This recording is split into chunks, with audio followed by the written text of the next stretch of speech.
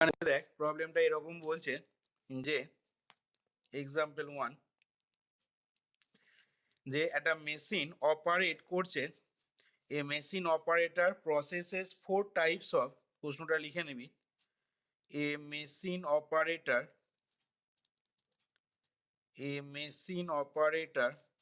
Processes,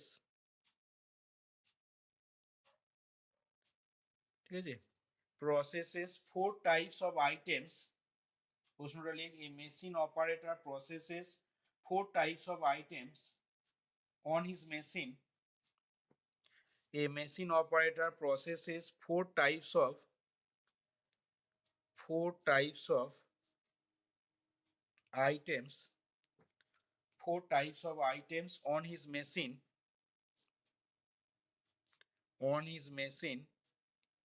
and must choose a sequence for them এবার বলছে the setup cost for the setup cost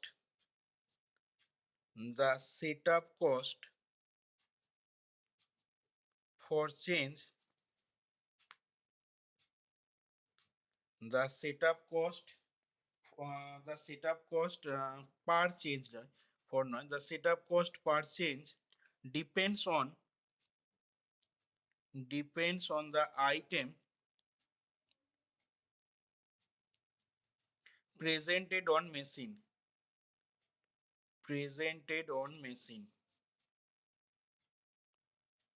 The setup cost per change depends on item presented on machine and the setup to be made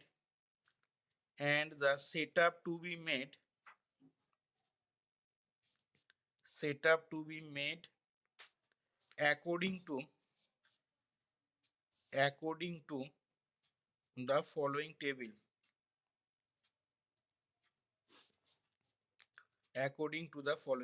দিয়ে দেখ একটা table এখানে draw করা হচ্ছে, মাথার উপরটা 2 আইটেম বলে লিখছি,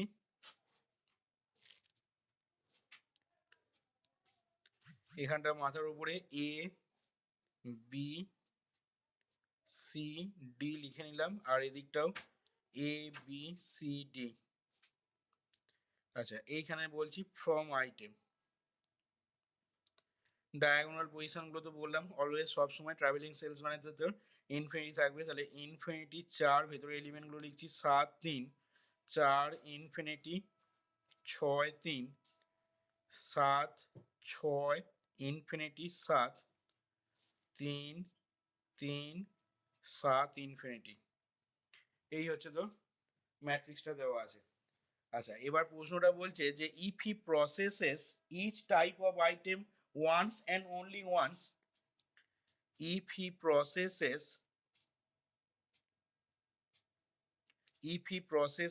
each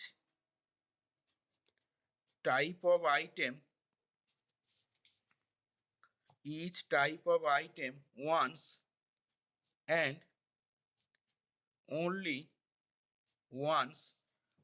and only once each week,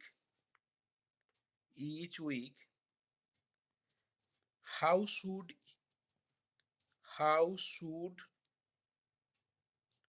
he sequence the item, কিভাবে সে আইটেমগুলোকে সিকোয়েন্স বা সাজাতে পারবে, how should he sequence the item on his machine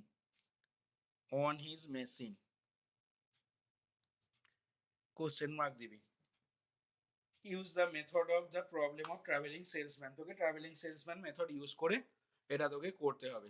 যাই হোক, তাহলে দেখ এখান থেকে প্রবলেমটা মানেটা আশা করি বোঝা গেছে। এখানে যেটা বলেছে যে a machine operator processes 4 types of item, কোনো একটা মেশিন অপারেটর প্রসেস করছে 4 ধরনের আইটেম প্রসেস করছে অন ইজ মেশিন, তার মেশিনেতে।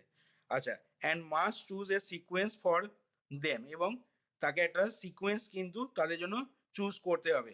আচ্ছা, এবার বলেছে কি and must choose a sequence for them, দিয়ে বলেছে the set up cost per change depends on the item presented on machine.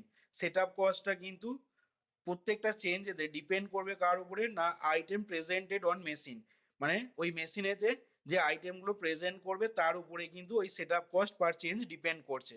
And the set up to be made according to the following table, এই table অনুযায়ী set আপটাকে তৈরি করা হয়েছে। আচ্ছা, দিয়ে বলেছে যে if he processes each type of item, সে যদি প্রত্যেকটা টাইপ অফ আইটেমকে প্রসেস করে once and only once each week, তাহলে how should he sequence the item, মানে সে তখন ওই আইটেমগুলোকে কিভাবে সিকোয়েন্স করবে অন হিজ মেশিন, তার মেশিনেতে, মানেই তোকে ওই অপটিমাল সলিউশনটা তোকে বার করতে হবে।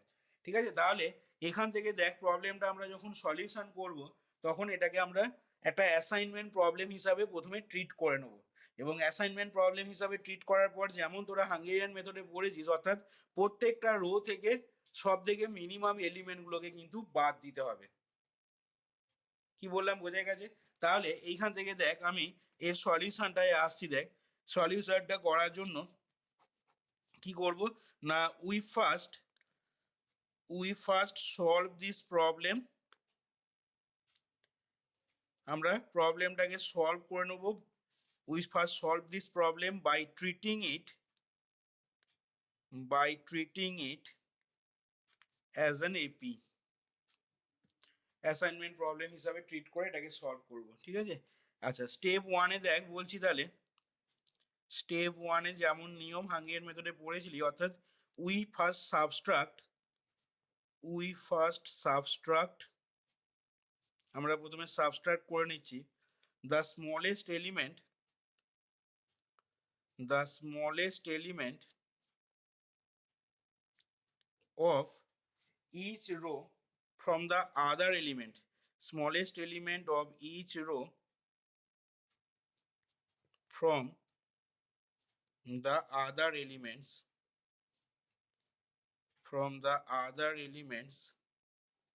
of that row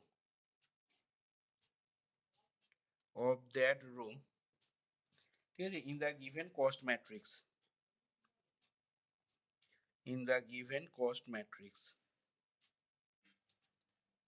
এবং তারপর কি করব, আচ্ছা এটা আগে করে নিই, তারপরে আমরা কালামের কাজটা স্টেপ 2 এতে লিখব।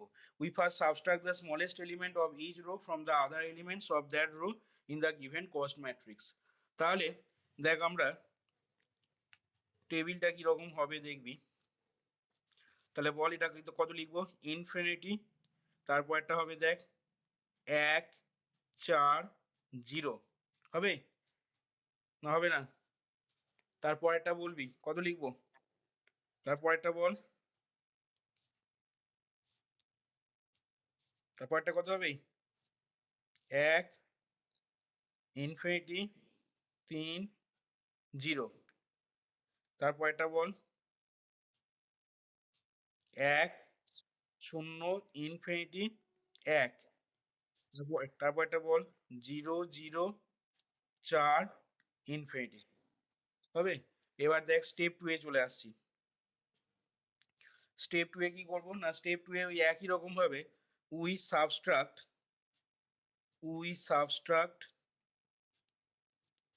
the smallest element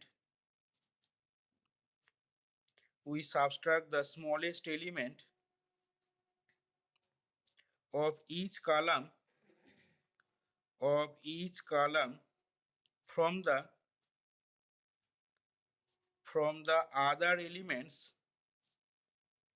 from the other elements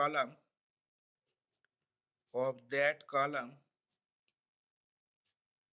in the given cost matrix.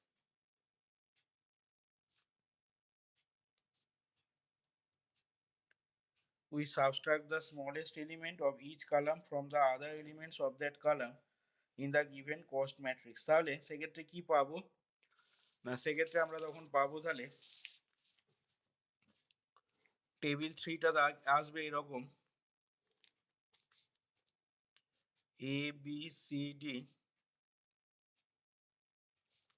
এদিকটা হয়ে যাবে দেখ এ বি সি ডি, এখানটা বল ফার্স্ট রুট কালামটা কত হবে, ফার্স্ট কালামে দেখ 0 ছিল, তাহলে এই কালামটা কোনো চেঞ্জ হবে না, ইনফিনিটি 1 1 0, তারপর একটাও দেখ 0 রয়েছে, এটাও কোনো চেঞ্জ হবে না, এটাও চেঞ্জ হবে না, চেঞ্জ হবে শুধু এইটাই দেখ ঠিক আছে, এই কলামটা শুধু চেঞ্জ হবে, যেগুলোতে জিরো আছে সেগুলোতে কোনো চেঞ্জ হবে না, ওটাই তো স্মলেস্ট এলিমেন্ট।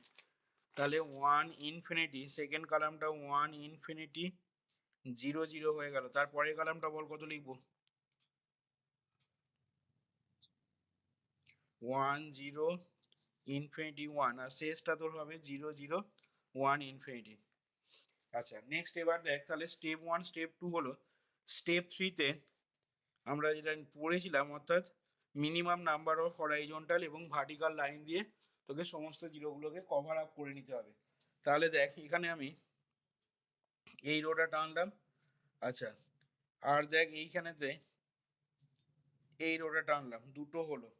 আর দেখ এইখানে এইটাকে টানলাম আর এইটাকে টানলাম, দেখ ঠিক আছে, চারটে তোর লাইন লাগছে। তাহলে এখান থেকে লিখছি, দেখ we draw the minimum number of we draw the minimum number of horizontal and vertical lines. We draw the minimum number of horizontal and vertical lines to cover all the zeros. We draw the minimum number of horizontal and vertical lines to cover all the zeros, and in that case the number is, and in that case the number is, সেই সংখ্যাটা হয়ে যাবে তোর 4। দেখ in that case the number is 4। তাহলে সেক্ষেত্রে যেটা কি হচ্ছে না, যেটা দেখ হুইচ ইজ ইকুয়াল টু, পাশে কমা দিয়ে লিখে নিচ্ছি, which is equal to the order of the matrix, which is equal to the order of the matrix। ঠিক আছে, কস্ট ম্যাট্রিক্সের অর্ডারের সাথে দেখ সমান হয়ে যাচ্ছে। তাহলে এখান থেকে আমরা বলতে পারবো কি, হাঙ্গেরিয়ান মেথডে তোরা দেখেছিলি যে the optimal the optimal solution the optimal solution has been reached, optimal solution has been reached। এবার আমরা যেভাবে নিয়ম বলেছিলাম, কি বলেছিলাম বল, এরপরে কি করতে হবে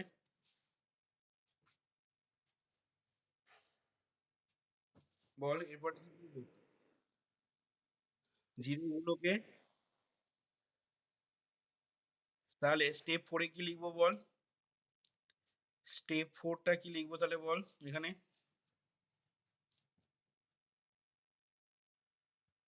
we write all the zeros, ল্যাঙ্গুয়েজগুলো একবারে তৈরি করে নিবি। We write all the zeros, we write all the zeros in their respective position,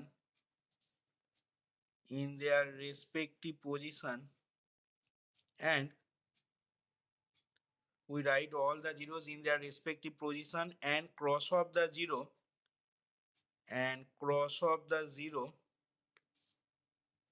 এবং সেই সমস্ত জিরোগুলোকে ক্রস অফ করব। ঠিক আছে, we write all the zeros in their respective position and cross of the zero at the point of intersection and cross off the zero at the point of intersection of the lines। ঠিক আছে, অর্থাৎ horizontal এবং vertical লাইনে ইন্টারসেকশনে যে জিরোগুলো রয়েছে সেগুলোকে cross of করব। তাহলে এখান থেকে দেখ পরের টেবিলেতে যেটা করছি, রেসপেক্টিভ পজিশনে জিরোগুলোকে লিখছি এবং ইন্টারসেকশনে যে জিরোগুলো রয়েছে সেগুলোকে আমি ক্রস অফ করছি। আচ্ছা তাহলে দেখ এখানে তোর জিরো থাকবে, দেখ এইখানে একটা জিরো রয়েছে, আচ্ছা, আর দেখ আর জিরো থাকছে, দেখ এইখানে একটা জিরো থাকবে, এইখানে একটা জিরো থাকবে, আর এইখানে একটা জিরো থাকবে। দেখ এরকম পজিশন গুলো হচ্ছে কিনা দেখ। তাহলে দেখ এইখান থেকে প্রত্যেকটা আমরা চারটে জিরোকে এমন ভাবে সিলেক্ট করতাম, ঠিক আছে, আমরা চারটে জিরোকে এমন ভাবে সিলেক্ট করতাম যাতে করে প্রত্যেকটা রো বা কালামে একটা করে জিরোই থাকে, যেটা এইখানে দেখ রয়েছে দেখ। তাহলে এখান থেকে আমি বলে দিতে পারি কি না, এখান থেকে দেখ তাহলে আমরা বলতে পারছি হেয়ার, তাহলে সলিউশনটা দেখ কি হচ্ছে এখানে, ভালো করে খেয়াল করে এবার। Here the solution is, here the solution is, দেখ এটাই আছে তাহলে ডিএ তে, কমা, আচ্ছা বিটাই আছে দেখ সিএ তে, কমা সিটাই আছে দেখ বিএ তে, কমা ডিটাই আছে দেখ এ তে। ঠিক আছে, এবং মিনিমাম কস্টটাও এখান থেকে যদি বার করে নিই, and the minimum cost is, minimum cost is, minimum cost কত হবে, এটা যোগফল, এটা যোগফল মানে এখানে ছিল দেখ 3, এটা দেখ 6, 6 আর 3 9, এটা ছিল দেখ 6 15, আর এইখানে দেখবি ছিল 3, তার মানে মিনিমাম কস্ট 18। তাহলে কি সলিউশন হয়ে গেল এখান থেকে, বলতো?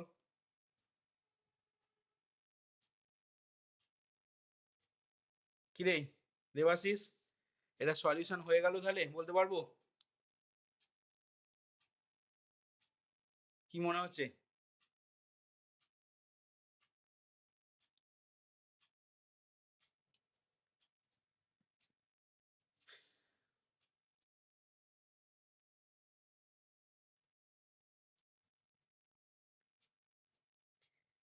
এই যে অ্যাসাইনমেন্ট যে শিডিউলটা দেয়া লিখলাম আমরা, এ ডি তে, বি সি তে, সি বি তে, ডি এ তে, এই অ্যাসাইনমেন্ট শিডিউলটা কিন্তু কোনোভাবেই ট্রাভেলিং সেলসম্যান প্রবলেমের সলিউশন প্রোভাইড করবে না।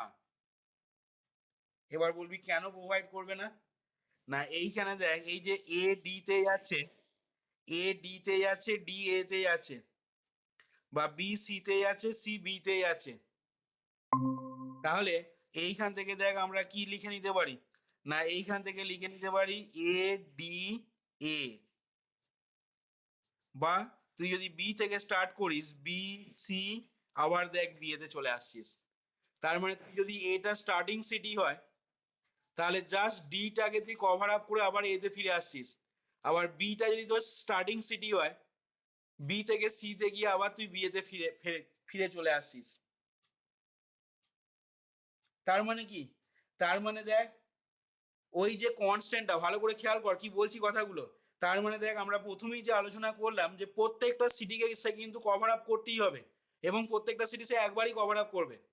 কিন্তু এইখানে কি দেখতে পাচ্ছিস, না এইখানে এমন ভাবে দেখ সেট আপটা হয়ে গেছে, এইখানেতে সেখানে দেখা যাচ্ছে কি, না সেখানে দেখা যাচ্ছে সে যদি এ থেকে স্টার্ট করে, তাহলে সে কিন্তু বি বা সি কে কভার আপ না করে, বা বি বা সি সিটিটাকে ভিজিট না করে সে কিন্তু এতে আবার ফিরে আসতে পারবে না।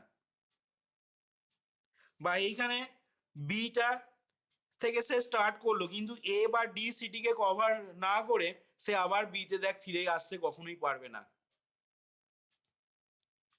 তার মানে কি, তার মানে দেখ এইখানে ট্রাভেলিং সেলসম্যানের যে অ্যাডিশনাল যে কন্ডিশনটা বা অ্যাডিশনাল যে রেস্ট্রিকশনটা ছিল দেখ, সেইটা কিন্তু তোর স্যাটিসফাই হচ্ছে না দেখ। সেই জন্য এই সলিউশনটা কিন্তু কখনোই ট্রাভেলিং সেলসম্যান প্রবলেমের তোর অপটিমাল সলিউশন প্রোভাইড করতে পারবে না বা করবে না। তাহলে এখান থেকে এবার এই কথাগুলো বলছি দেখ, যে কথাগুলো লিখতে হবে তোকে, যে this assignment schedule, this assignment schedule,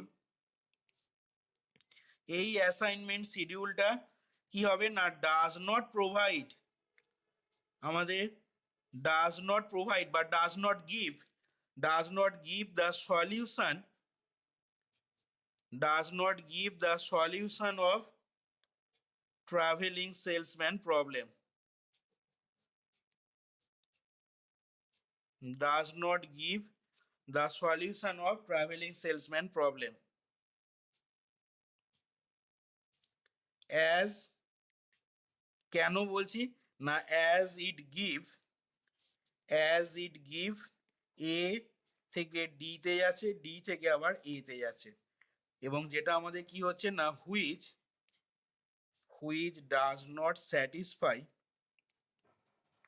which does not satisfy, যেটা আমাদের স্যাটিসফাই করছে না, which does not satisfy the additional which does not satisfy the additional restriction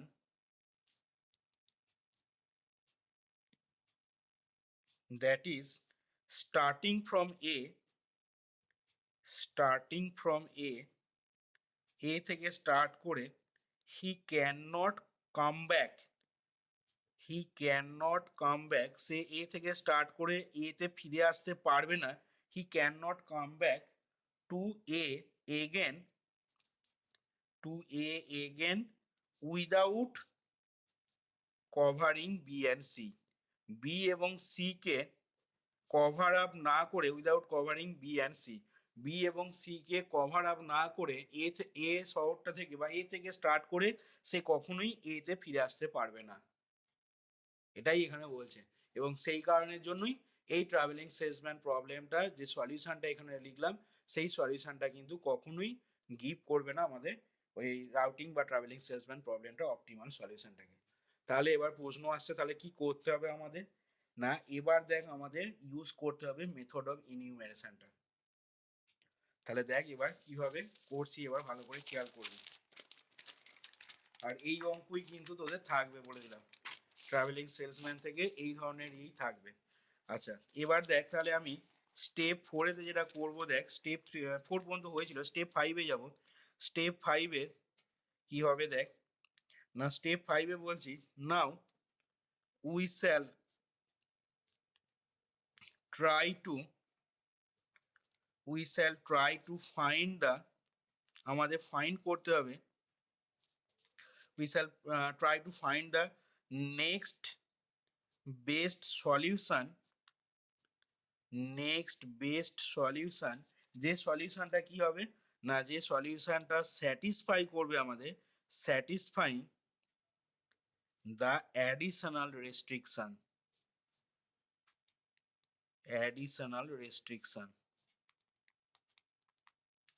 Now we shall try to find out the next best